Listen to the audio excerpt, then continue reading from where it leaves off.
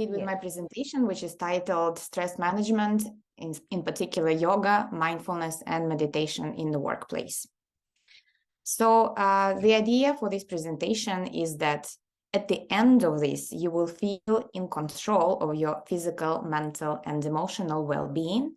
You will understand that it doesn't require much effort or time to take care of this, and you will also do the first steps to managing your state effectively. My name is Irina Oshchepkova. I am a yoga and corporate well-being guide, and in particular, I'm specialized in employee wellness and stress management. I'm a certified and registered yoga teacher with about 1,000 hours of teaching experience, but I also have the corporate background of about 15 years. And so I'm used to teach the professionals with office jobs, and in particular, to teach yoga to people that are expats. I also hosted different yoga events, workshops, and retreats in different countries.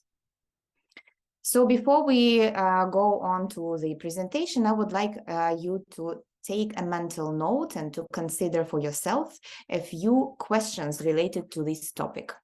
First of all, have you ever experienced, or maybe have you noticed your employees or your students alerting you about any mental health challenges, such as anxiety, stress, or burnout? Secondly, have you experienced, or maybe have your employees or students alerted you about any lifestyle-related pain, such as pain in the lower back, wrists, neck, and shoulders? And thirdly, have you ever experienced, or did you notice a decrease in engagement and productivity?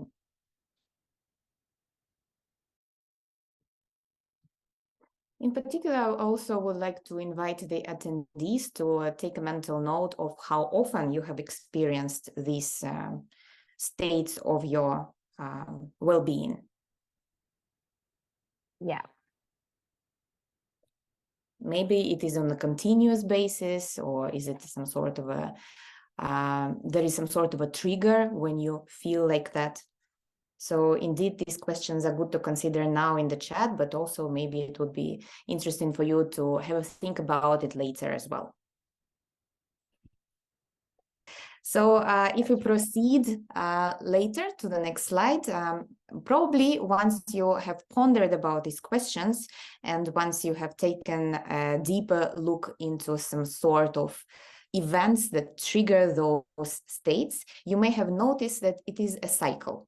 So normally there is some sort of a trigger when you feel a lifestyle-related pain, or when you have noticed that your employees or students do complain to you about the decrease of productivity, for example. But it is a cycle that you can break.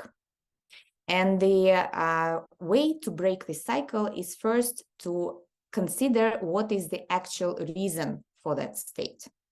As I said before, it may be a particular repetitive trigger that does impact your state. Also, it could be different beliefs or habits that we have elaborated. The beliefs could be not necessarily ours, but some of our parents or friends or colleagues, such as, for example, that to practice some physical activity, you need to dedicate to that an hour a day. It may not be necessarily true. Or we just simply go to the path of least resistance. So whenever we feel that we are tired, or we feel that we need some boost of energy, chances are that it's easier to take a cup of coffee rather than to do some mindful work. And once we are going through this washing machine of repetitions, there should be a particular point in time when you notice that indeed it is only you who is in charge, because your health is only needed by you personally. Now, on this slide, you can see some statistics that I have digged out for the purpose of this presentation, where it is proven that employees' state define the company performance, because what is it that is not employee that is responsible for the deliverables of your company? And the statistics say that about 3/4 of employees are experiencing more stress than a generation ago. In terms of engagement, we have more than a half of employees who are not engaged at their jobs. About 13% are actively disengaged, and about 41% consider leaving their jobs. When it comes to analyzing the impact of an employee leaving their job, the figure of 20 to 200% is quite alerting, because this is what it costs for the company to hire a replacement. And the 20 to 200% are calculated on the basis of an employee's annual salary. So some figures to be considered whenever it is that we're talking about the health of the employees of the company. Now, on this slide, you can see the methodology that I have developed for the purpose of designing the programs for corporate well-being. And this methodology is linked to the business name, Yoga Shape. The methodology is based on the shape word, where each letter of the word is corresponding to a particular stage in that process. S goes for start. So whenever we start working with the clients, we discuss their willingness on different practices that could be incorporated throughout the working day. And we also do the assessment of their employees based on either questionnaires or on the simple talk with a particular person. What is their lifestyle? How often they are going to practice? Are there any particular issues with their physical state? It could be some injuries or pains that are repetitive. This is the start of the program. Then another thing to consider, which is one of the principles that the methodology is based on, is honesty. So this is a bi-directional engagement between the client and myself, where we discuss questions and the feedback that we have received from each other feeds into analyzing what we can do later on. The letter A stands for awareness, because indeed, quite often it is difficult for a person to understand that they are now experiencing a stressful situation. I often receive questions from my clients, how is it that I notice that currently I am in stress? And it is important to understand that, for example, if you notice the exact same triggers in states of your body, like the previous speakers have noticed that there is a trigger on the body of a dry throat, or there could be some other indicators of stress, like shaking hands or cold feet or very shallow breathing. It is important for a person experiencing a stress understand that, okay, something is happening and I need to do something. Where the doing part is wrapped into the practice part of this methodology. And the practice, depending on where is it that the person is currently working, depending on the circumstances or on the timing throughout the day, it could be done either through some movement or mindfulness techniques or meditation practices. And all of these actions are adapted to the corporate world. Because obviously, if you have, for example, not a particular place in your office where you can practice yoga-based movements on the mat, there are some things that you can do at your desk nevertheless. And you don't need to have a particular clothes to practice and to change the state of your physical body. And the last part of this methodology is evolution. Once you have implemented certain practices, you would notice, did it help you? Were there any things that were difficult to do? And then depending on your development, you will reassess the needs and what is it that is important for you to practice later on. When it comes to the different practices that I talked about through in the previous slides, I mentioned movement, mindfulness, and meditation. And I also said that they should be adapted to the corporate world. The movement exercises do not necessarily need to be done on yoga mats. You can also practice some stretching exercises at your desk or near your desk. And you can even try and do this practice already now.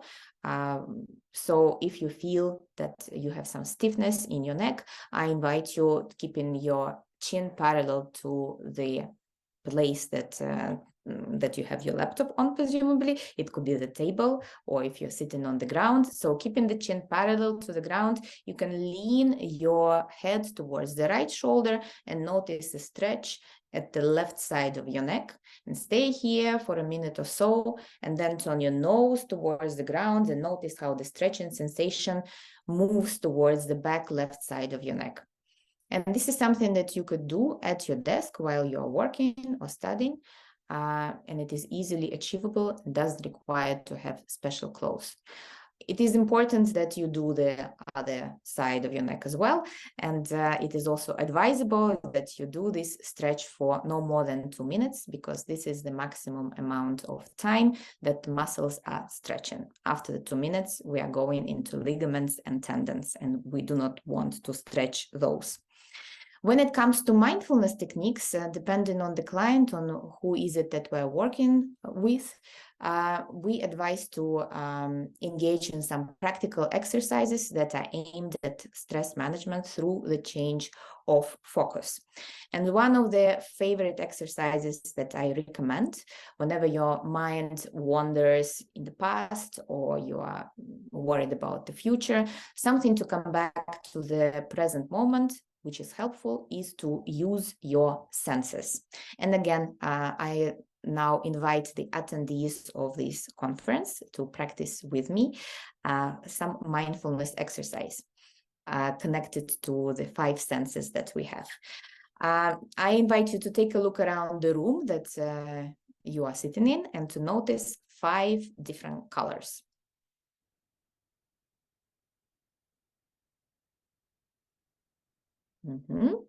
And then I invite you to pause for a moment and notice 4 different sounds. It could be the sound of my voice, the sound of your breathing, maybe some traffic outside.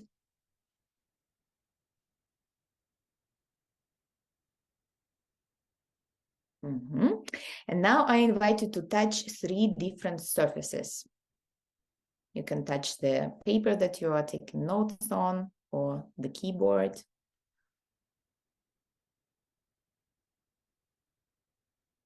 And then I invite you also to notice 2 different smells. You can also smell the paper that you're taking your notes on, or maybe the back of your hand. Notice the perfume of somebody who is speaking next to you. And lastly, I invite you also to notice the taste in your mouth.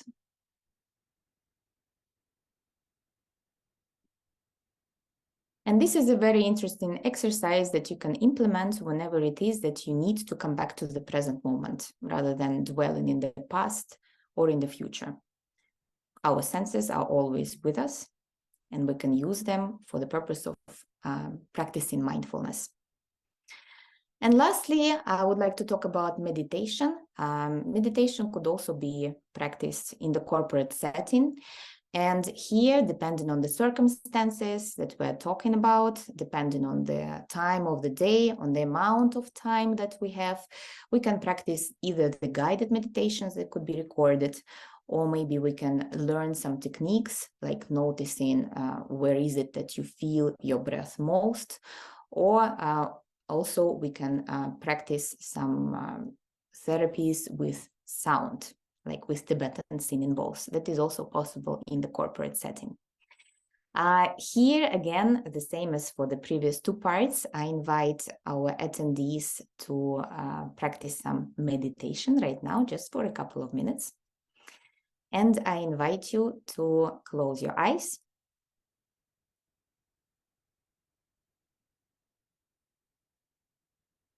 And concentrate on your breathing.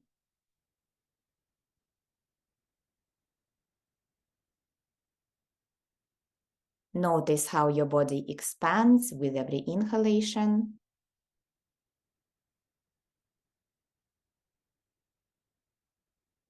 and how it comes back to center with every exhalation.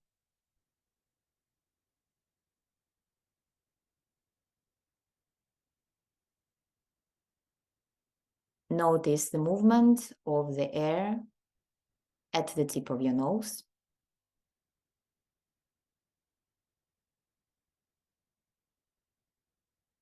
In your nostrils.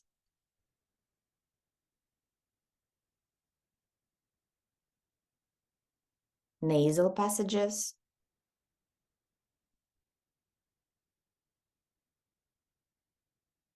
Throat.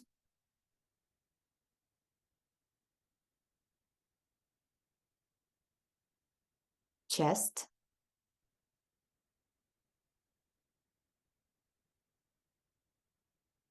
Belly.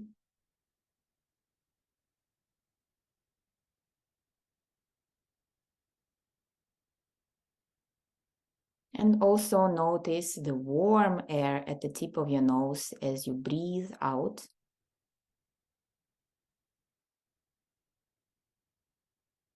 And the cold air at the tip of your nose as you breathe in.